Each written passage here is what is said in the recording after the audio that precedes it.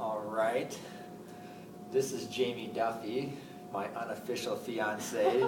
So she's going to be the one I'm going to talk to about Sudan and the 8 developmental goals that we're going to be talking about. So there are lots of good stuff. Jamie has some good questions prepared. I think she told me that she's going to ask for me.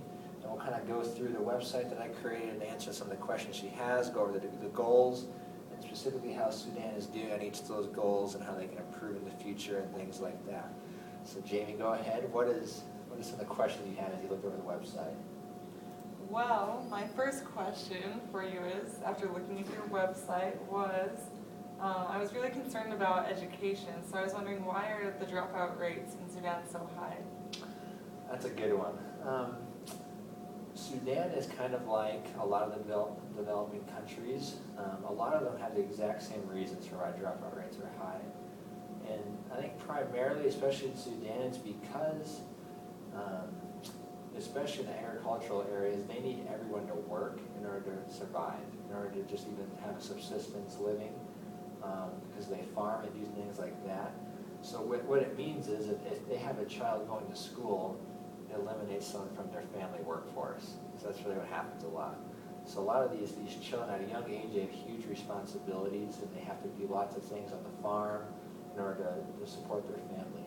So that's why, especially as they get older, the dropout rates, as the longer they get along, the higher their dropout rate is.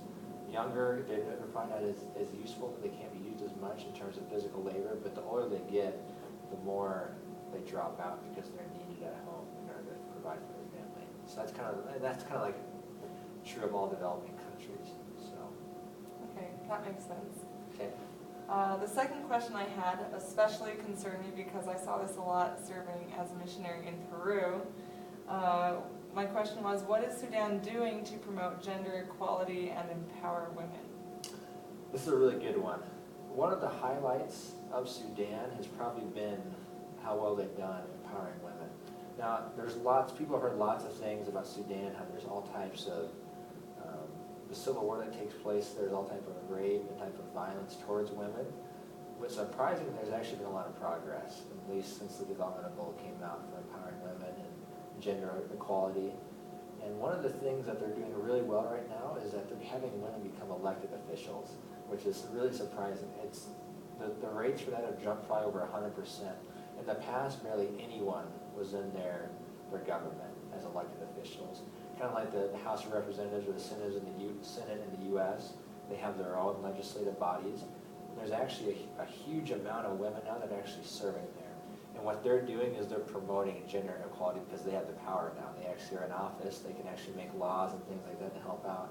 So Sudan's kind of taking a top-down approach right now in terms of empowering women. They have all types of people in the government that are implementing new ideas to help women achieve equal employment, equal opportunities in terms of schooling. So they're doing a great job overall. They still have a long ways to go because of the violence, but at least in terms of the government, they're doing pretty well.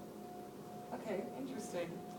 My last question was, looking at the 8 goals, I was intrigued by the last one that talked about partnering with other countries. What is Sudan doing to make those partnerships and connections with other countries? Yeah, so that is a huge one. I like that they have it as a goal. It's really important. Sudan right now, the one thing it really has going for them in terms of with other countries is their trade. So all types of oil reserves and things like that have been found in Sudan lately. And as I'm sure a lot of us know, the oil market is a big money-making thing. It opens up a lot of doors in terms of trade. So in the past, there was a lot of sanctions in Sudan in terms of their trade. Countries wouldn't trade with them because of the way they treated their people and their human rights. But slowly and surely, it's kind of been changing. Countries are noticing that Sudan might be able to provide some economic benefits to them, and Sudan has become a little bit more strict in their human rights. So those sanctions are kind of being dropped, and then what's happening now is that other countries are actually starting to partner with Sudan in terms of trade, in terms of the oil. And if they can continue to do that, they're going to be successful, and I really think that's a crucial part of it. So that's the big thing in terms of as economically they can become global partners with people. I don't know in terms of human rights or things like that, they're going to be huge in connecting, but economically that's their strong point, in connecting with other global people. Could be Americans, Europeans, people who have an interest in the oil industry could connect with him. That could bless the country a lot. So, Okay. answer your questions? Yes. All right, sounds great. So the rest of the time we'll kind of go through some of the 8 developmental goals and we'll kind of talk about what they were. So first off, what they are. So in the year 2000, they had a huge millennial conference. The United Nations did, a lot of the participating countries and their delegates, and they decided that they were going to come up with developmental goals. And when I wrote on the website here, it says, with the purpose of furthering healthcare, education, economic development, and human rights in developing countries by 2015. So really, the United Nations and their delegates, they decided they're going to come together, and for 15 years, they were going to decide, what can we do to help developing countries serve developing countries? That's what we really wanted to do. It's a really good thing when you think about it. They've actually done a lot of good. So that's kind of the what and the why. The United Nations decided to do that. So what the goals actually are, we can go through each one a little bit. So number 1 is eradicate extreme poverty and hunger. And poverty is defined by the United Nations as people who live on less than $1.25 a day in US dollars, which is a huge amount of people all over the world, almost half. Full employment, and then cutting half the people who suffer from hunger. So that's number 1, is extreme poverty and hunger, to cut that in half. It wouldn't be perfect, there's so many people who suffer, but to cut that in half is goal number 1. Number 2 is to achieve universal primary education. So that is kind of a huge blanket statement, but to say that every single child, boy, girl, will be able to receive a full education at the primary level. So they're not talking necessarily about secondary education or college yet, but just the fact that getting children an opportunity to have kind of the basics down, elementary school, kind of like that. That was the goal. Number 3 is to promote gender equality and empower women, like we talked about in Sudan. And there's, in terms of both employment and education, that's what they're referring to on this goal, is allowing women the same opportunities in the workforce and also the same opportunities in terms of their schooling. That's number 3. Number 4 is to reduce child mortality. So the goal, the objective, the way they're going to measure it is what they're going to try to do is reduce by 2/3 the under 5 mortality rate. So in these developing countries, it's high for these children that die at the age of 5. A lot of times because of malnutrition, starvation, disease. There's a lack of education on how to take care of children, so there's lots of deaths that takes place. So reduce that rate by 2/3 is the 4th goal. Number 5 is improve maternal health. So many women, when they're giving birth, either giving birth or shortly after birth, die because lack of adequate health care, education once again, disease, things like that. And they want to reduce by 3/4 that rate as well of women dying. Number 5. Number 6 is combat HIV/AIDS, malaria, and other diseases. Many of these third world countries, especially in sub-Saharan Africa, suffer from HIV and AIDS, and all types of diseases, malaria from mosquitoes, things like that. So they want to have halted and begin reversing the spread of HIV and AIDS. This is one that they're not doing very well overall, the United Nations. They're kind of struggling with it a lot. Number 7, ensure environmental sustainability. It's kind of funny, we're both wearing green today, kind of the green movement of this entire thing. But, so, this is really important, especially just Sudan. I'll talk about this one later.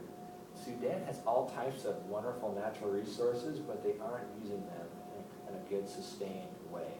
They're wasting a lot of things. So, this in terms is just talking about using the resources people have, conserving those resources, and making them available so the country can grow and become better. Then the last one, number 8, we talked about develop a global partnership for development. So the United Nations, they don't want these countries to be all isolated on their own. They want them to have connections with all types of developed countries so they can come out and grow and they can learn from those countries, and that's the 8th goal. So the first 6 are pretty common, pretty obvious. The 7th and 8th one are, I think, overlooked a little bit, but they're really important. So that's what the goals are. Now, it's Sudan specific. I'll go through my tabs on the website and kind of talk about each one just really briefly. I don't want to take up too much time. Let's go down really quickly. So Sudan, in terms of poverty, 46.5% of the people live in the poverty rate. Unemployment rate's at 17%. And the causes of these problems, there's a huge civil war. I was mentioning to you before, there's a huge problem with violence and things like that, so people can never get any consistency. They never know when their villages are going to be robbed or plundered or things like that. There's all types of poverty because of the war. People live in refugee camps. Poverty has improved a little bit in Sudan since the development goals have come out, but there's still, it's been hard to stabilize because of the war a lot. Education is showing a lot of improvement.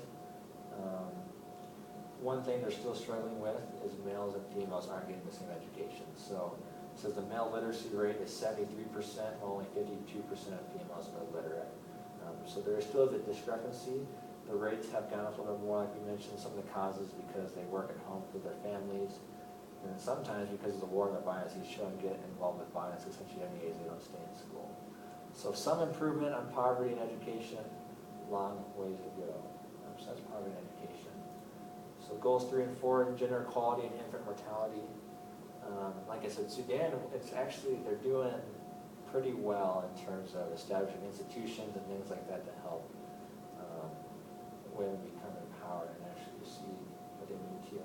There's still lots of discrimination in the workforce, I'd say. The percentages, like it says, unemployment among men was 13%, but 20% for women.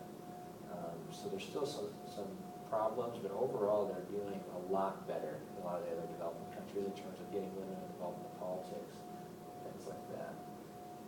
The infant mortality, this one, like many of the other challenges, it's greater in the rural areas. The agricultural-based areas struggle because there's not adequate healthcare centers nearby. They're so far spread out. Emergencies, there's not much you can do about it.